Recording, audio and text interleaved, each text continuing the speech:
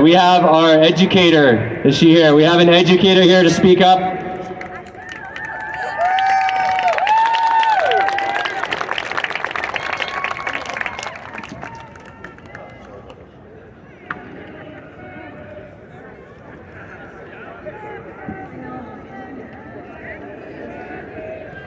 Thank you for being here, everyone.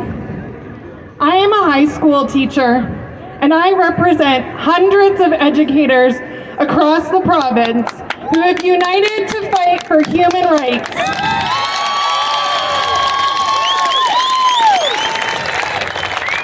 I would like to begin by telling you why I became a teacher. I became an educator because of the amazing teachers that mentored me throughout the years. I wanted to inspire students the way they inspired me. They taught me history. They taught me to do my own research. They taught me how to think critically and creatively. They taught me to stand up against bullies and not to be a bystander. That's right. They taught me about World War II and how to spot propaganda. As the philosopher George Santayana said, those who cannot remember the past are condemned to repeat it. Growing up, I was always drawn to leadership opportunities. I took part in social justice activities and was my student council president in grade 12. As a teacher, I am called to be a role model for my students. In my classroom, I teach my students to be kind, to think about both sides of a story, and to think for themselves. I have seen my students change throughout the last 2 years.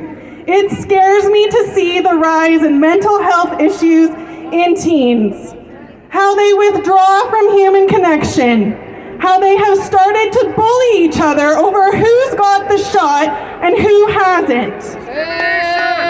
I fear that it will only get worse as the government bullies their best teachers out of their jobs. Now I find myself in the most important leadership role in my life, supporting teachers in their fight for their rights.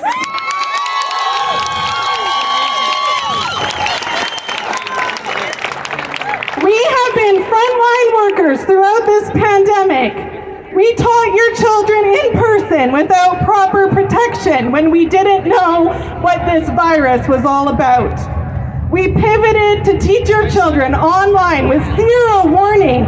We moved all our lessons to Zoom school and worked long hours to keep up with the extra demands of virtual learning. We moved back to in-person, facing germy kids with our heads held high and zero fear. We never got banging pots and pans on balconies like other frontline workers. Now we are being forced to take an experimental medical procedure or prove that we are healthy twice a week with invasive testing. I will quote my favorite white rose sticker. Sick until proven healthy is no less tyrannical than guilty until proven innocent.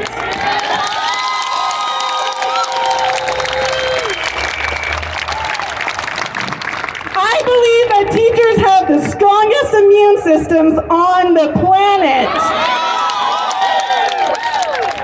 I have not had a single one of my classes quarantined throughout this entire pandemic.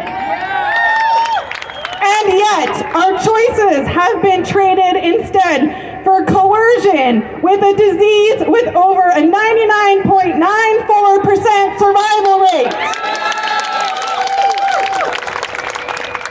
Our union has sold us out to the government and our school districts by releasing support of a mandate days before the government announced it would be required for all people working in schools to either be vaxxed or undergo testing.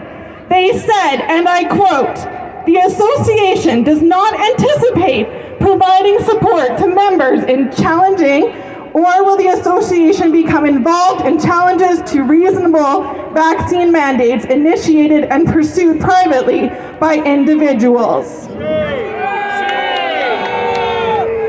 I worry about what happens next after conscious teachers are removed from schools. Who will be there to protect our students? The only death reported in Alberta children was retracted by Dr. Hinshaw just this week. You see, language matters. Dying with COVID is different than dying from COVID. My condolences go out to the family of the 14-year-old whose death was made a public debate. I stand here today with homework for all of you. If you are an educator or a staff member who works in schools and needs support, please reach out to Alberta Educators for Human Rights. You are not alone.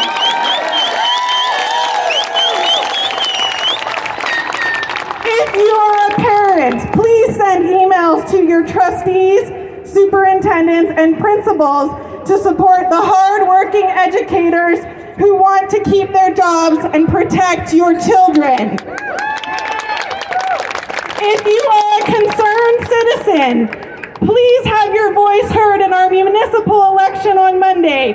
Do your research on your trustees, councillors, and mayoral candidates who will stand up for our rights.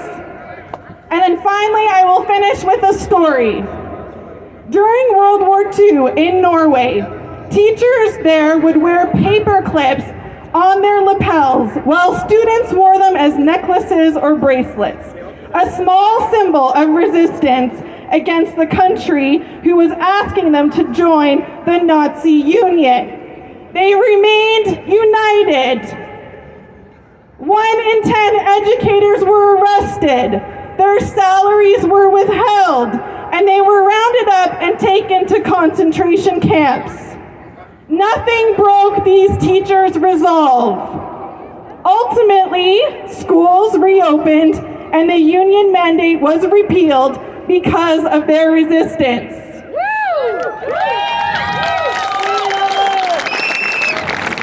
Hold the line. I won't let go.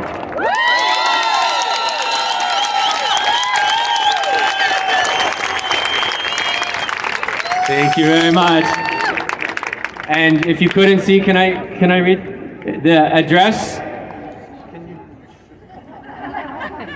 If you couldn't see this, AB Educators, number 4, Human Rights at protonmail.com. We'll post it on Calgary Freedom Central for you as well. There are a few candidates in the back. I believe Monica Trong is running for the Calgary School Board 8 and 9. Barbara Lapointe for 6 and 7. Go speak to them.